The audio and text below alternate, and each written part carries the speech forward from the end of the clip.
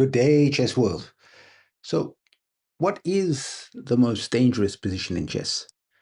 Well, today we're going to look at and understand what is actually the most dangerous position in chess. And I guess for those people who've played Magnus Carlsen, maybe they'll say it's playing him. But actually, the most dangerous problem in chess is winning the one game. You know, you've outplayed your opponents, you've seen all their defense, you're busy crushing them. You think they've got no shot back into this game. It's no problem. I'm gonna get this one done, easy as can be. That is a massive problem. Then you relax. Your threat identification disappears. You're not worried anymore. That is the most dangerous situation in chess. You should always be aware of the opportunities for the opponent. Today's game, Capablanca makes the same human mistake. Yes, Capablanca is so gifted, especially at endgames. He looks like he's an alien. But actually, in today's game, we're going to see how he makes, and even in his own notes, puts down that mistake that he relaxes too soon. And we're going to look at how he, number one, turns it around, keeps putting a pressure on, and how we can avoid that in our own game situations. So let's jump into 4 lessons from this game, first and foremost. So in game 13, today, as we have, Capablanca's on the white side here in an absolutely wonderful game against Kupchik. And we're going to see some spectacular, wonderful skills in terms of rook and pawn endgames. And I really hope you go through the last one, some of the other earlier ones. Otherwise, also sign up for the notes that I'll send you, and that'll help reinforce some of the learning of these themes. Join the email list. But we've got 4 themes, 4 lessons I really want you to take from this game. And number one that we'll see is the principle of 2 weaknesses. The idea of tying your opponent to one point and then stretching their game, almost like a pendulum swinging across, catching the opponent out. And then we're also going to see today there's 2 plans, as we know, in the endgame. And plan number 2, we've got to understand how that plan number 2 in the endgame is use your pass pawns. Today's plan number 2 is actually that plan number 1, attack your opponent's weak pawns. The idea, of course, is to try and tie down the opponent's pieces and force them into that defense. And we're going to see that in this game. Then, of course, we've got number 3, the active rook. When we talk rook and pawn in games, rook activity is everything. You want your rook to be active, theirs to be passive. And we're going to see how Capablanca gets this right and institutes it in this game. And then finally, we're going to look and learn from Capablanca's mistake. Hopefully, in future, you will not commit this one. That idea of relaxing. You should never relax while that clock is still ticking. So let's jump into this wonderful chess position that we are looking at. So here we have a starting position, and we're going to jump ourselves right into endgame 13 from the system. And this one's very early. It's 16 moves into the game. We get this fascinating pawn structure. And if we're trying to talk and have a look here, it's so early. How can we call this an endgame? Well, of course, there's only 2 rooks on the board. So we need to talk about what's this plan in this case, and who's better, who's worse. Well, first and foremost, Capablanca has that tiny little edge. Why? Not just because he's Capablanca, but because this is the only open file in this game, and he has control of it. He has the opportunity to double on this file. Also, if you just take a look here, who's got more pawn weaknesses? It's a weird pawn structure, but who has more pawn weaknesses? And it becomes rather clear when we have a look. It's black, because black has this pawn on a7 that is isolated. And it might seem like it's almost insignificant. I mean, come on, what is that pawn going to be a problem? Well, actually, we're going to pick up and understand that this one matters. And the first thing we need to do is, of course, activate our pieces to the maximum. My tip to you in the endgame is activate your most powerful pieces first. So you got a queen, activate your queen. You got a rook, activate the rook. As I've said before, you better have a king, otherwise something wrong has happened in this chess game. You're not playing chess. Bring in and activate the king, generally before the minor pieces in the endgame. And it might sound a bit weird, but the idea is you're trying, with your limited amount of material, to carry the maximum force. So Capablanca plays rook e4. Why not rook e7? Let us unpack first and foremost this one. The opponent is simply going to play rook f to d8. And we have jumped into a bit of a fool's errand, because now suddenly their king will come here. What did our rook achieve? Not really much. So that's why Capablanca goes with rook e4, and now when the opponent plays rook e8, he doubles his rooks. So here, his opponent then says, no, no, no, I'm not going to take your rook. You can trade for me. And this is the idea from the opponent. Because now, of course, it would be foolish of Capablanca to take and let the opponent undouble the pawns. So instead, Capablanca turns around and says, no, I am going to show you why I put this rook on the fourth rank. I want to target that pawn. So he wants to play rook across and starting to put pressure on the pawn. Remember, that's plan number one in the endgame. Attack the opponent's weak pawns. So we get this moment, rook 1 to e3. The opponent puts their rook on e8. And now Capablanca calmly decides to put his rook across. Now, we have ourselves a fascinating situation, because if we get this rook takes rook, we would get rook takes. And if the rook captures back, believe it or not, this is a one endgame for white. It's certainly not an easy one, but fundamentally, the weakened pawn structure for the opponent means that they are going to have some real tough ones to play. My recommendation is set this up against an engine, play it online on the different websites that you can play, and give it a go and see, hey, can you win this kind of endgame? And maybe post your games in the chat below. It'll be really awesome to see everyone share how they were able to convert these ones. So this one jumps in where the opponent says, no, no, no, he's not going to trade rooks at this stage. Instead, he's going to bring his king. Capablanca brings his king, king e7, and now Capablanca takes his chance. Rook a4, tie down the opponent. And I want you to see both sides with this little dance at the stage, which is quite entertaining, in that both of them are saying, hey, you trade for me. You help me in the trade in this case.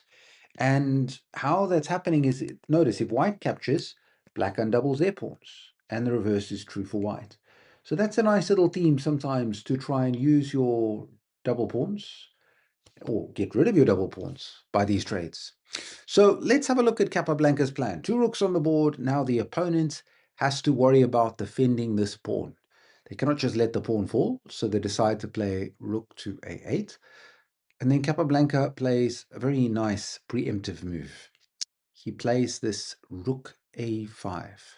And this is the kind of thing that Capablanca is finding, these moves that almost look worthless. We don't quite understand their meaning. And you find the similarity today in Carlsen with his amazing endgame skills. If you go look at Karpov in the endgame and the way he would play, they have a certain way to see deeper into the fabric of the position. The idea, of course, is to control the fifth rank, prevent the opponent from trying to use these pawns to move forward. And he's, in longer term, intending potentially to be able to get both rooks to double on files. So it's more a case that his opponent doesn't really have a good move to improve his position. So now we get this moment of d5. And okay, we simply get this opportunity of where Capablanca now shows his idea. He says, no, I'm playing c4. Why?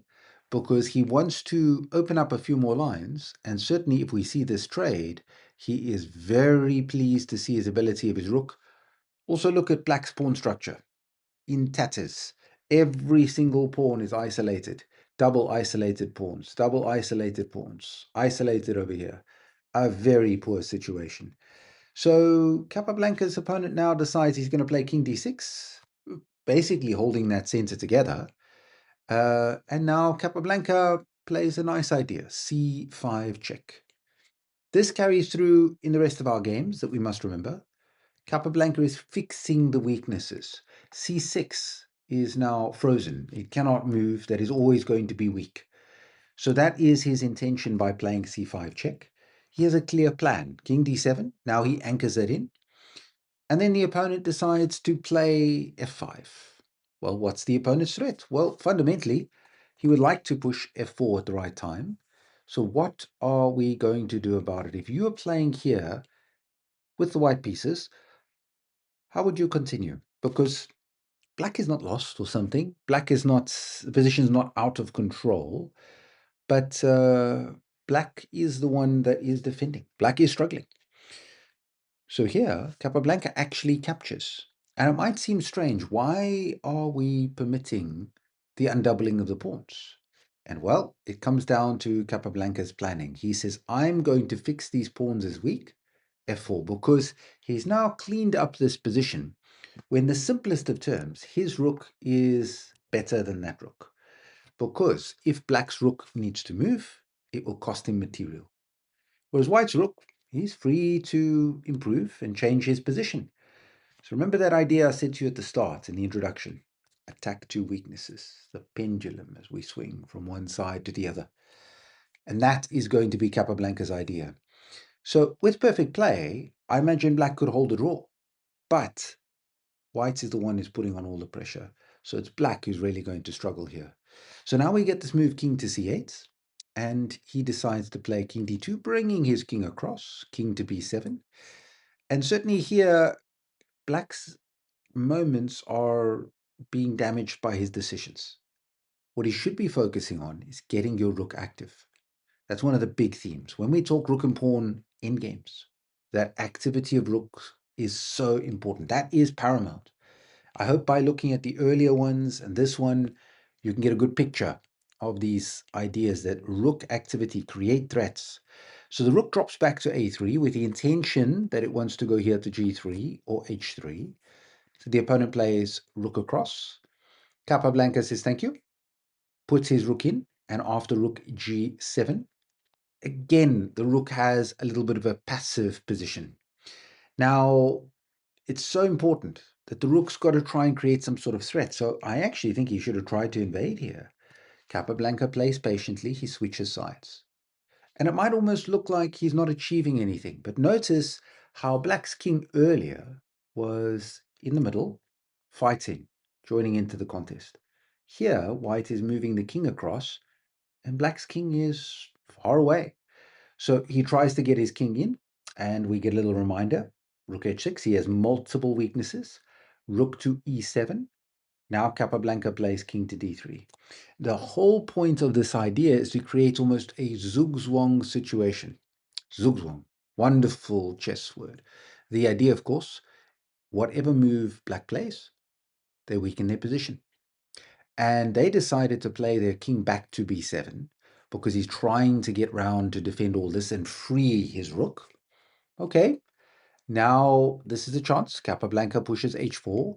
His plan longer term, as we'll see, is to use the h-pawn to help his position. The opponent plays king to c8.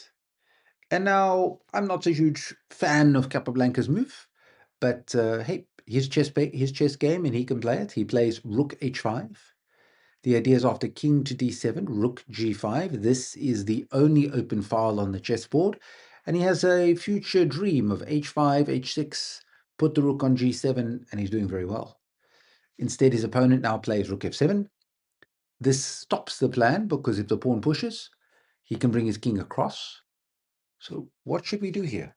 We've moved the king side and made small progress. By our little steps, we managed to get control of the file. And I do want to highlight that because of our ability to play rook h6. You see, we used the fact that their king was out of the action. Now, notice, this is plan number one in the endgame. Attack your opponent's weak pawns. The point is to tie down the opponents, to make them less. And that's what we're seeing here. So rook e7 forced this way round, but now once we get to this other position, Capablanca is so clever. What he does is he starts running to the other weakness on the other part of the board. King a5, king to b7.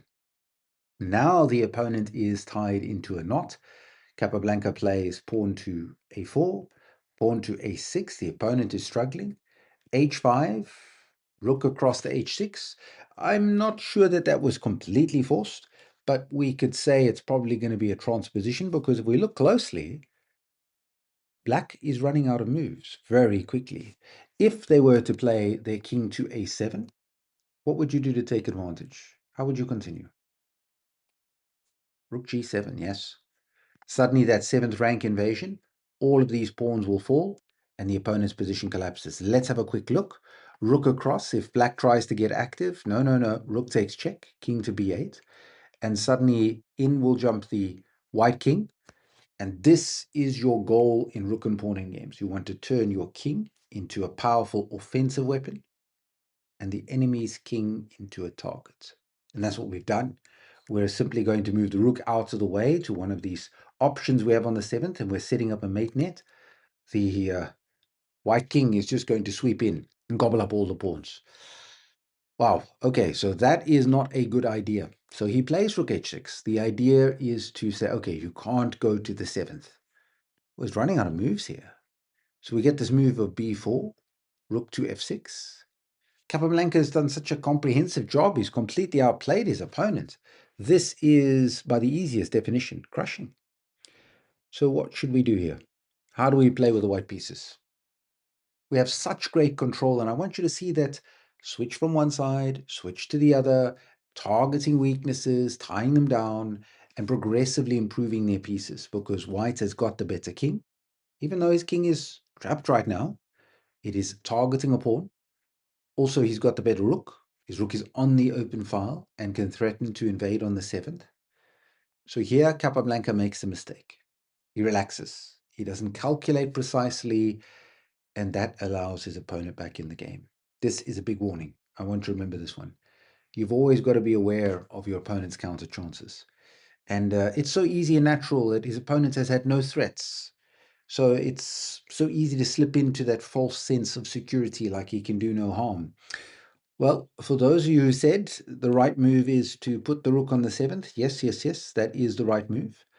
The idea would be that if this rook moves to h6, defending the pawn, now in the simplest of terms, b5, pawn would capture, pawn would capture. We are threatening b6, crashing through with the rook, so the opponent has to capture, king takes, and now they can't stop our success. Why? Because if they take on h5, we simply hit them with check. If the king goes backwards, oops, that would be a mating net. The king is caught in the web here. And of course, if the king goes to a7, very similar problem, check. King moves across, and now we set up a wonderful win. Check, king has to run, and now again, there is this powerful threat of setting up a mating net in this one. So this is horrible. The white king, of course, we should not forget, also can run in here, assisting their passed pawn, setting up the mates. Too many problems. So this is actually, once we see it, an easy win. But apparently, hindsight is 20/20 vision. So in this case, he plays b5, which Capablanca himself said afterwards, this was a weak move. He said in this ending, as is often the case with most players, white plays the best moves whenever the situation is difficult and requires careful handling. But once his position seems to be overwhelming, he relaxes his efforts, and the result is nothing to be proud of. The right move was rook g7. And I think that's very important, where, again, even here, you've got someone who's like so strong, Capablanca, especially for that period of time, where he was so stratospherically much better than everyone else at endgames. And yet here he recognizes in post-mortem his own mistake. You can take that forward as your own lesson. That yes, you might win a game, as we'll see Capablanca still wins, but it's important to review your own games and make sure, hey, was I playing my best chess? And in this one, let's have a look why it's a mistake, because it looks so similar to the last position. Now this is the difference. The rook can get back and get active, and now it can invade on the other side and cause trouble for the king.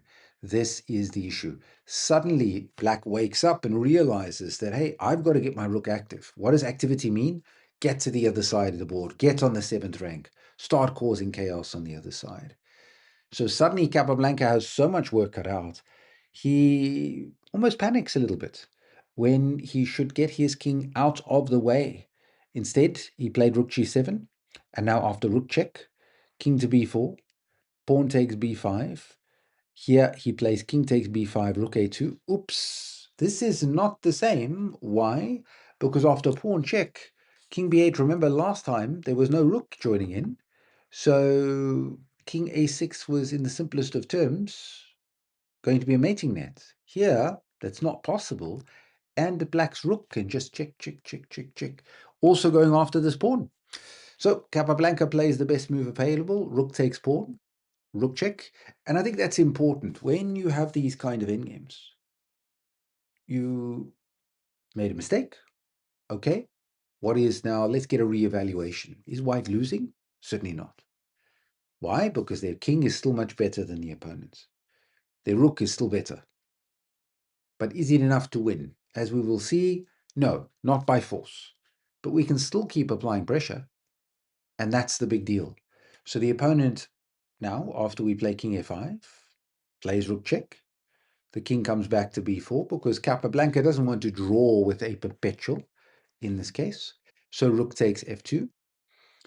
And now he plays this move, rook e7. Plan number one in the endgame. He starts all over, attack the opponent's weak pawns. And now the opponent makes a simple, small mistake. It seems so clear. What is black's defensive idea? What should black do here? And it seems, actually, when we first look at it, like it's not a big deal. Like it's pretty easy. And we think rook takes seems fine. That's what black played, and he lost. We'll find out why. But the important one here was he needed to, in the simplest of terms, play this move of rook to e2. And why this works is because now if pawn a6, he can deliver check. Important to chase the king around. The king must come to the third rank. We don't want this king capable of getting up and threatening a mate's net. If the king goes anywhere on this fifth rank, the rook just keeps checking it. So the king must come back. Then the rook gets in behind the pass pawn. Now after h7, his king can disappear up here. And yes, this is a draw. But as you can see, if you're playing and the clock is running and you're playing black, you look at this position and you do not think that this is a draw. But the reason why it is white's king actually has no way into the game, and this rook dominates that pawn. It will not promote. But boy, is it scary. So we can understand the natural mistake. He plays rook takes f4. This looks great. Why? Because I'm going to grab this pawn check. I'm doing so well. And here we get that mistake. It looks natural. It looks simple. But now there's a massive difference. Let's unpack. Pawn to h6. Remember what I said to you about this white king? Remember I said to you that? So that white king cannot get to a6. Well, now there's a problem by black because they can't stop that king. They played rook takes check, king b5. Suddenly the rook went down to d1, h7. Oh, okay. First, let's unpack. If rook to h1, why does this lose? Yes, rook check, get a queen. We are winning in the easiest fashion. So suddenly, he cannot stop this. Rook check plus promotion. He is lost. Just from nowhere. Just like that, one move. Let's change it. Let's say, okay, he did not play rook down because as we'll see when he went rook down, he wanted to set up these checks. Let's say he went behind the pass pawn. Darish's rule for rook and pawn in games. Rooks belong behind pass pawns. h7. Now we see this interesting situation. After h7, we are simply threatening check. And now it's very different. The king runs up. Oops, check. Now what happens is the king has to run back to b8. And once again, rinse and repeat, but there is no chance for them to save this because now there is multiple pass pawns.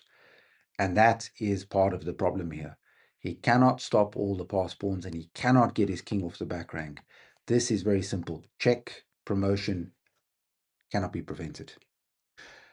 So in the game, he tried rook check, king moves, just has to get to shelter. And here in horror, he looks at his position is lost. Yes, he does have 3 pawns to compensate, but simply the king is too strong in this case. So now he's only got 2 pawns left. What do? We attack their back pawn to tie them down. Rook h6. And then after he goes king b5, king d4, we establish the blockade. Why? Because in this position, he cannot push check. The king will take. And this is simply a lost position. So black resigns. And wow, what a interesting situation that we pick up and learn from. I think let's just highlight and understand some of these themes that are so very important. First, the principle of two weaknesses, that Capablanca kept switching from side to side, which is so very instructive in these cases. It almost seems like he wasn't doing anything. He wasn't creating any chances. But I do want you to see the importance of that continual switching and then the eventual creation, this idea of rook a5. At this stage, it's not like black is lost. Black needs to get active, funny enough. He should be playing rook here and trying to get to the other side, cause trouble. But he got himself tied down. And then this moment later, watch what the white rook does. I want you to see this momentum that it builds up, where the rook now suddenly gets to h3, goes across to h3, ties the opponent down. That switching, it's not the same for black. Then when we can see in this moment where he sends his king, black tries to get active. Suddenly he's tied down. Two weaknesses, e6, h7, all of these key moments where he keeps tying the opponent down. I hope it can sort of settle in your mind as a strategy and an idea, because many of your opponents will not be as strongly resistant as Kupchik was, but you can still nonetheless apply these principles and the pressure. And eventually, yes, we get this mistake, but once he built up this attacking position at the end, it was so valuable, this idea of setting up a mating net. And the problem was Capablanca rushed his win a little bit. As we saw, he should have played it just a little bit differently, where he first got the rook into g7. But once his opponent made the mistake and he could get this pawn rolling with h6 using the passed pawn, absolutely wonderful. And you can see the combination of the two plans in the endgame. Attack your opponent's weak pawns to tie them down, and use your passed pawns also to tie them down. So finally, I also hope you pick up how active and busy this white rook was. Absolutely incredible. Into e4, a4 on this queen side, all the way around, all of these files, up and down, across. What an active piece. Always trying to create threats. That's what you're looking for. So I've also, if you look, join the mailing list. I've mapped out these ones in notes, and hopefully you can pick up and understand those ones. And then we will pick up and continue our wonderful exploration of Capablanca's chess endgames.